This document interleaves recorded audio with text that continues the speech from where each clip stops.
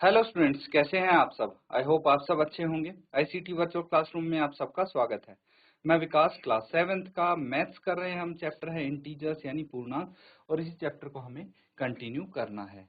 तो बच्चों, यहाँ पे काफी सारी प्रॉपर्टीज हम सीख चुके हैं जो डिवीजन के लिए, मल्टीप्लीकेशन, एडिशन, सब्ट्रैक्शन के लिए होती हैं। तो यहाँ पे जो डिवीजन वाली आइडेंटिटीज हैं, प्रॉपर्टीज हैं, उनको स्टडी कर रहे हैं और उनके आधार पे हम कुछ क्वेश्चंस यहाँ पे प्रैक्टिस करेंगे। तो देखिए, काफी सारे क्वेश्चंस प्रैक्टिस कर चुके हैं आप, है ना। जैसे इसका फर्स्ट पार्ट है, देख लिया हमने। यहाँ पे कौन सी आइडेंटिटी यूज हो रही है। अगर मैं ए को किसी भी कोई इंटीजर है, मान लीजिए ए, ठीक है, और इसको मैं 1 से डिवाइड करूंगा तो आंसर में आपका ए ही आएगा। ठीक है, ये चीज आपको पता होनी चाहिए। अब दूसरी बात ये है कि अगर मैं ए को इंटीजर ए से डिवाइड करूंगा तो आंसर 1 आएगा, है ना। ये दो प्रॉपर्टी पता है आपको। अब यहीं से एक तीसरी प्रॉपर्टी बनती है। तीसरी क्या बनती है, ये देखिए। तीसरी प्रॉपर्टी ये बनती है कि अगर ये वाली फर्स्ट प्रॉपर्टी यहाँ पे यूज हो गई, सेकंड प्रॉपर्टी ये वाली यहाँ पे यूज हो गई, है ना। सेम इंटीजर है, ए है, या फिर आप इसको ऐसे बोल सकते हैं माइनस ए है। सेम इंटीजर को मैं सेम इंटीजर से माइनस ए से ही डिवाइड कर रहा हूँ, तो भी यहाँ पे 1 आने वाला है। ठीक है बच्चों, तो ये तो प्रॉपर्टी हो गई। अब देखिए, अगर मैं क्या करता हूँ, अगर मेरे पास एक इंटीजर है माइनस ए को मैं किससे डिवाइड करूं कि मेरे पास -1 ही आ जाए। माइनस ए को माइनस ए से करेंगे तो 1 आएगा। लेकिन अगर मैं माइनस ए मतलब नेगेटिव इंटीजर है, उसको पॉजिटिव इंटीजर से सेम मतलब ए से डिवाइड कर दूं तो -1 आ जाएगा। ठीक है, ये प्रॉपर्टी यहाँ पे अप्लाई हो रही है पार्ट बी में। आ रहा है समझ में। लेकिन अगर मेरे पास है, मान लीजिए माइनस ए है, ठीक है, इसको मैं किससे डिवाइड करूं कि मेरे पास आंसर ए आ जाए। अब यहाँ पे सब साइन का खेल है ना, सिंबल का खेल है। मतलब अगर मैं नेगेटिव सिंबल को वाले इंटीजर को नेगेटिव सिंबल वाले इंटीजर से ही डिवाइड करूं तो आंसर क्या आएगा, पॉजिटिव इंटीजर। ठीक है, क्या आएगा, पॉजिटिव इंटीजर आएगा। लेकिन अगर मैं नेगेटिव इंटीजर को करूंगा पॉजिटिव इंटीजर से, या फिर पॉजिटिव इंटीजर को करूंगा नेगेटिव इंटीजर से, तो मेरा आंसर हमेशा क्या आएगा, एक नेगेटिव इंटीजर। समझ में आ रहा है। ये कुछ मल्टीप्लिकेशन में भी इसी तरह से काम करते थे हमारे सिंबल के रूल्स, और डिवीजन में भी इसी तरह काम करते हैं। अब नेगेटिव इंटीजर को अगर मैं एक पॉजिटिव इंटीजर से डिवाइड कर दूं, ठीक है, नेगेटिव इंटीजर को मैं पॉजिटिव इंटीजर से डिवाइड कर दूं तो आंसर क्या आएगा, नेगेटिव ही आएगा। लेकिन अगर मैंने इसको -1 से डिवाइड कर दिया, है ना, अगर मैं इसको 1 से डिवाइड करता तो माइनस ए आना चाहिए था। यहाँ कहीं हमने शायद बताया भी होगा, नहीं बताया, चलिए ठीक है। अगर देखिए माइनस ए है, इसको मैं 1 से डिवाइड करूं तो आंसर क्या आएगा, माइनस ए आएगा। लेकिन अगर मैं माइनस ए को -1 से डिवाइड करूं तो प्लस ए आ जाएगा। ठीक है, तो -87 है, इसको अगर मैं -1 से करूंगा तो क्या आ जाएगा, +87 आ जाएगा, है ना। यही तो चाहिए हमें। समझ में आ रहा है। अब देखिए नेक्स्ट पार्ट आपके लिए, किस इंटीजर को 1 से डिवाइड करने पे -87 आएगा। तो देखिए, मतलब मैं 1 से अगर, देखिए 1 से अगर मैं माइनस ए को डिवाइड करूं तो माइनस ए ही आएगा, है ना। तो -87 को 1 से डिवाइड करने पे क्या आना चाहिए, -87 ही हमें प्राप्त हो। अब मैं किस इंटीजर को 48 से डिवाइड करूं कि -1 आ जाए। तो अगर मैं माइनस ए को ए से डिवाइड करता हूँ, ठीक है, यहाँ पे कहीं होगा, ये रहा, माइनस ए को ए से डिवाइड करता हूँ तो -1 हमें मिलेगा। तो माइनस ए यानी -48। ठीक है, बहुत सिंपल है बच्चों, यहाँ पे यही आइडेंटिटीज आपकी लग रही हैं। अब 20 को मैं किससे डिवाइड करूं कि -2 आ जाए। मतलब इन दोनों में से एक इंटीजर नेगेटिव होना चाहिए। तो 20 तो है नहीं, तो ये वाला इंटीजर नेगेटिव है। अब क्या होगा ये इंटीजर कि -2 आ जाए, तो 20 को कितने से डिवाइड करने पे 2 आएगा? 10 से, तो ये यहाँ पे 10 आ जाएगा। सिंपल है। इसी तरह से अब किस इंटीजर को मैं 4 से भाग करूं कि 3 आ जाए, तो 12 को 4 से भाग करने पे 3 आ जाएगा। लेकिन किसको मैं 4 से भाग करूं कि -3 आ जाए, तो -12 को। ठीक है, इस तरह से हम इनको करेंगे सॉल्व, नोट कर लीजिए।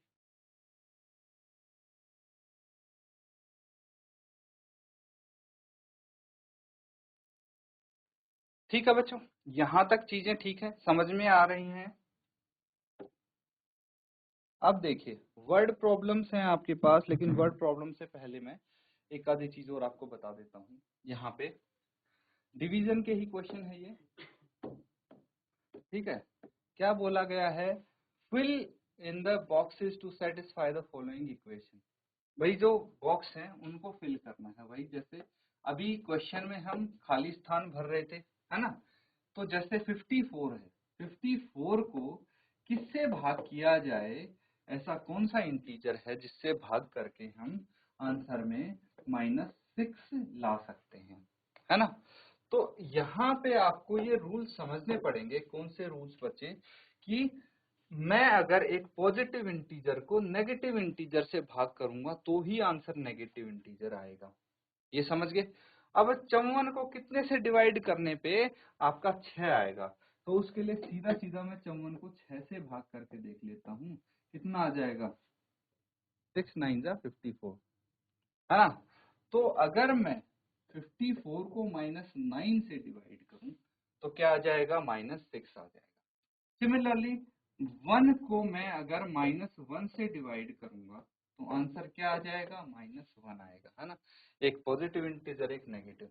1 को कभी 1 से डिवाइड करेंगे तो 1 ही रहता है, लेकिन यहाँ पे -1 से डिवाइड किया इसलिए आंसर -1 आया है।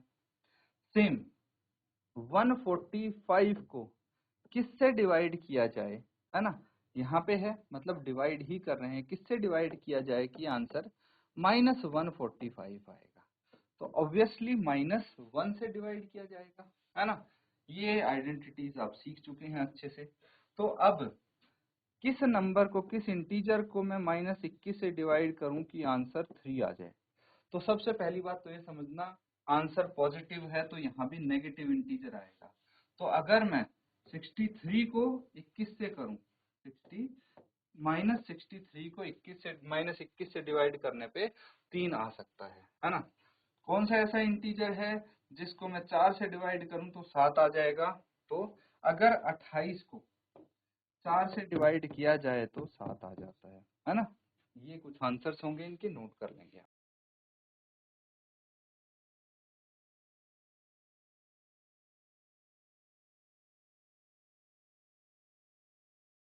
ठीक है बच्चों, समझ में आ रहा है? चलिए आगे देखते हैं। यहाँ पे आपके वर्ड प्रॉब्लम्स देखने को मिलेंगे। जैसे ये है, if the cost of 6 pens is 84 then what is the cost of 1 pen? तो इस टाइप के क्वेश्चंस भी आपके काफी काम आने वाले हैं, ये चीज भी सीख लेंगे, अच्छा रहेगा। आपसे पूछा गया है, ठीक है, आपसे क्या पूछा गया है? 6 पेन की कीमत आपको दी गई है और 1 पेन की कीमत पूछी गई है। तो सबसे पहले यहाँ पे ये समझना है आपको कि इसको करेंगे किस प्रकार से। बहुत सिंपल है बच्चों। यहाँ पे सबसे पहले कॉस्ट ऑफ 6 पेन जो दिया है वो लिखेंगे, है ना? क्या दिया है? कॉस्ट दी है, तो जो चीज दी है ना वो लिखेंगे राइट साइड में। कॉस्ट दी गई है राइट साइड में, और जो चीज पूछी गई है वो राइट में आनी चाहिए, है ना? इक्वल टू को राइट में। और जो चीज गिवन है, जैसे 6 पेन की कॉस्ट दी है, 1 की पूछी है ना? तो जो नंबर ऑफ पेन्स है वो लेफ्ट साइड आएगा, रुपीज है वो राइट साइड आएगा। अब 6 पेन की कीमत अगर 84 है तो 1 पेन की कीमत कितनी होगी? जब 1 पेन की कीमत निकालनी हो तो ये जो 6 है ये वाला नंबर राइट साइड चला जाएगा डिनोमिनेटर में। इसको यूनिटरी मेथड भी बोलते हैं। ठीक है बच्चों, ये बहुत आपके काम आने वाला है, ठीक है। चलिए अब कुछ वर्ड प्रॉब्लम्स और यहाँ पे कर ली जाए। ये क्वेश्चन है, temperature at noon was 10 Celsius above zero. If it decreases at the rate of 2 degrees Celsius per hour until midnight, at what time would the temperature be 8 degrees Celsius below zero? What would be the temperature at midnight? तो चीजें समझना बच्चों कि at noon, ठीक है, नून मतलब 12 PM, afternoon तभी होती है ना, 12 बजे आफ्टरनून होती है आपकी 12 PM पे। तो यहाँ पे 12 PM पे जो टेम्परेचर दिया गया है वो 10 डिग्री सेल्सियस दिया गया है हमें। अब ये हर घंटे 2 डिग्री सेल्सियस घटता है, मतलब 12 के बाद 1 बजे कितना हो जाएगा, ये 2 डिग्री घट के 8 डिग्री हो जाएगा। फिर 2 PM पे हो जाएगा 6 डिग्री। इसी तरह से 3 PM पे 4 डिग्री, 4 PM पे हो जाएगा 2 डिग्री और 5 PM पे हो जाएगा 0। इस तरह से आपको कैलकुलेट करना है कि भाई -8 डिग्री बिलो जीरो मतलब -8 डिग्री सेल्सियस कब हो जाएगा, ये टेम्परेचर कितने बजे होगा। और दूसरा, अगर रात की बात करें, रात 12 बजे, तो कितने डिग्री सेल्सियस टेम्परेचर होगा। समझ में आ रहा है? चलिए नोट करेंगे और इसको सॉल्व करेंगे।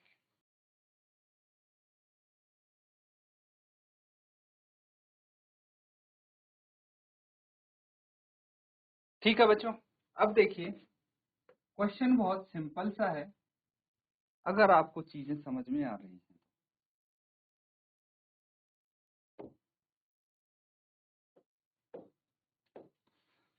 प्रेजेंट टेम्परेचर कितना है, present temperature at 12 PM is equal to 10 degree Celsius. ये समझ में आ गया प्रेजेंट टेम्परेचर। अब मुझे पता है time taken in decreasing 2 degree Celsius. 2 degree Celsius कम होने में समय लगता है 1 घंटा। तो मुझे बताइए time taken in decreasing 1 degree Celsius कम होने में कितना समय लगेगा भाई, आधा घंटा। जब 2 डिग्री सेल्सियस कम होने में लगता है 1 घंटा, तो 1 डिग्री सेल्सियस कम होने में आधा घंटा लगेगा।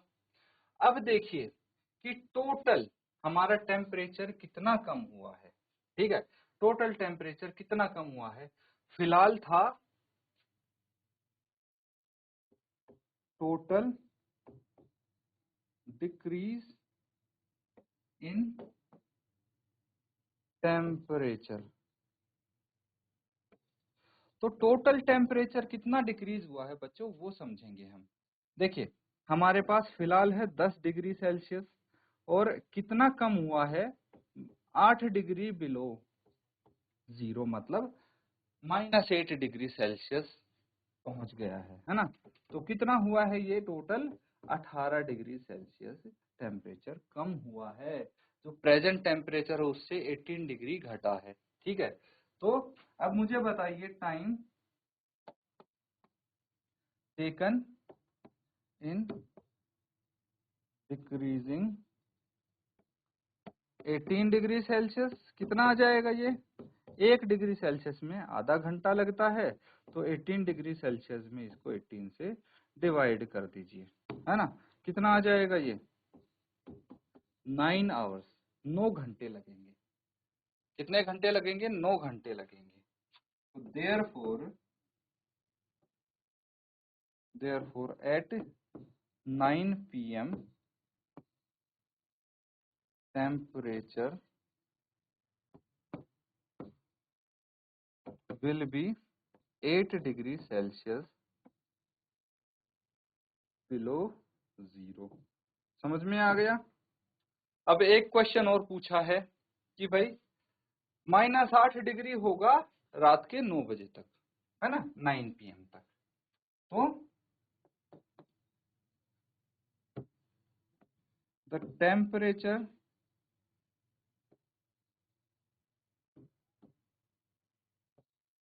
एट मिडनाइट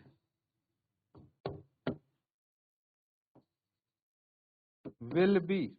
मिडनाइट पे टेम्परेचर क्या होगा? अब देखिए, अगर हमारा -8 डिग्री सेल्सियस है, कब? -8 डिग्री सेल्सियस है टेम्परेचर 9 बजे, तो 12 बजने में कितने घंटे बाकी हैं? 10, 11, 12, 3 घंटे बाकी हैं। और 1 घंटे में 2 डिग्री सेल्सियस गिरता है, तो 3 घंटे में कितने डिग्री सेल्सियस गिरेगा? ये गिरेगा बच्चों -2 इंटू 3, है ना, यही गिरेगा। तो इसको सॉल्व करेंगे, आंसर आपका आ जाएगा -8 degree Celsius and -6 degree Celsius. ये हो जाएगा -14 डिग्री सेल्सियस, मतलब 12 बजे -14 डिग्री सेल्सियस टेम्परेचर होगा। नोट कर लेंगे इसको।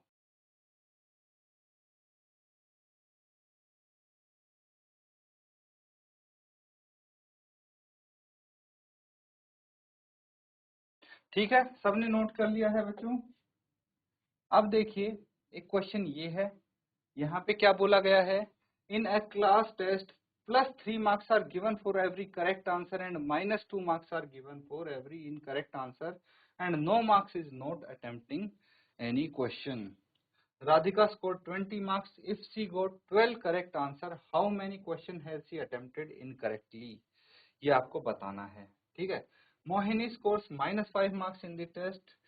Though she has got 7 correct answers, how many questions has she attempted incorrectly? ये आपको आंसर करने हैं, नोट करके सॉल्व करेंगे।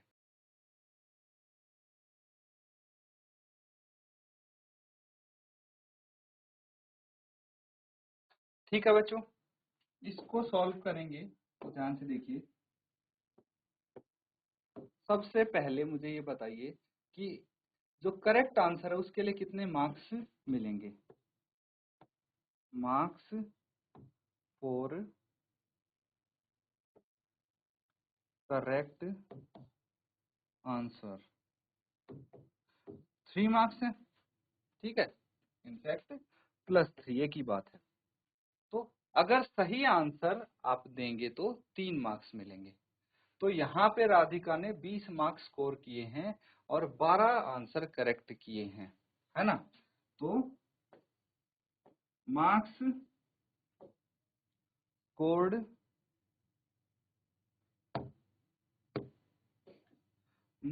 Scored by Radhika for 12 correct answers. 12 सही उत्तर देके राधिका ने किए हैं। 12 × 3 = 36 मार्क्स, ठीक है। 12 सही उत्तर के लिए राधिका को टोटल 36 मार्क्स मिले हैं। लेकिन राधिका ने मार्क्स कितने स्कोर्ड किए हैं? मार्क्स स्कोर्ड बाय राधिका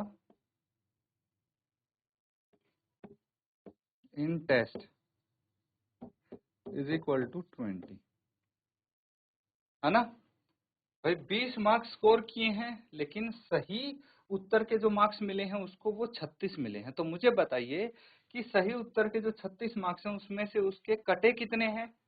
तो उसके लिए आप ये बोल सकते हैं कि marks scored by Radhika for incorrect answers.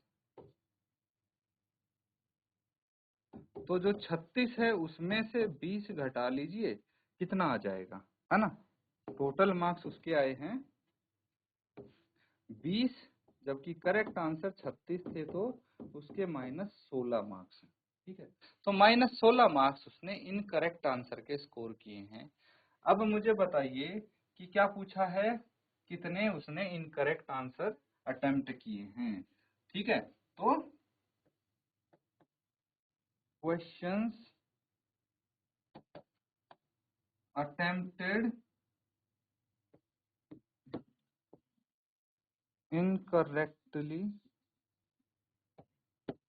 ये हो जाएगा टोटल मार्क्स 16 हैं, जबकि हर एक मार्क्स के 2 क्वेश्चन 2 वो मिलते हैं, कितने -2 अंक मिलते हैं। तो -16 डिवाइडेड बाय -2 क्या आंसर आ जाएगा 8। तो 8 उसने जो आंसर है वो इनकरेक्ट दिए हैं। इसी तरह से पार्ट सेकंड आप करेंगे, ये होमवर्क हो जाएगा बच्चों, नोट कर लेंगे इसको। तो बच्चों यहाँ पे कुछ क्वेश्चंस हमने किए हैं, इनको अच्छे से आप नोट डाउन करेंगे, होमवर्क कंप्लीट करेंगे। इसी के साथ आज का सेशन यहाँ पे एंड करते हैं। Thank you and have a nice day.